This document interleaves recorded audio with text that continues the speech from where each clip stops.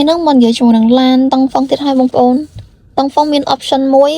ដែលខ្ញុំគិតថាវា useful សម្រាប់បងប្អូនមែនតើនៅពេលដែលបើកបរឈប់ stop គេមានមកជាមួយនឹង auto hold នេះ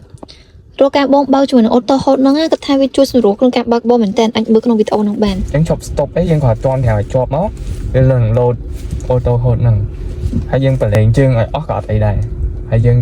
គាត់ដាក់ប្រាំងជន់គេអាបន្តិចមកវានឹងទៅមុខធម្មតាហើយយើងជន់ប្រាំងវានឹង load មកវិញកន្លែងហ្នឹងគាត់ចង់មានន័យថាចេះរលឡានខ្លះអត់មានជាមួយនឹង auto hold ទេបងត្រូវឈប់ stop ជន់ប្រាំងរហូតដើម្បីឲ្យឡានហ្នឹង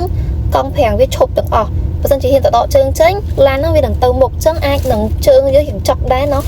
បើមិនជាឡានខ្លះដូចតង់ហ្វុង L7 ហ្នឹងគឺមកជាមួយនឹង auto hold ចឹងបងគ្រាន់តែមានជាមួយនឹង option ហ្នឹងចុចព្រើមួយ option ហ្នឹងទៅបងគ្រាន់តែជន់ប្រាំងមកស្ទុះគឺវានឹងឈប់ auto ប្រាំងទាំង4កង់ហ្នឹងហ្មងបើមិនជាចង់ឲ្យទៅមុខជន់កែទៅមុខតិចទៅវានឹងទៅមុខ auto ចឹងគឺវាស្រួលក្នុងការបើកបងមកតង់ត្រង់ហ្នឹងដែរដូចជាតង់ហ្វុង L7 អគ្គិសនីសក់នេះគឺមានជាមួយនឹង option ហ្នឹង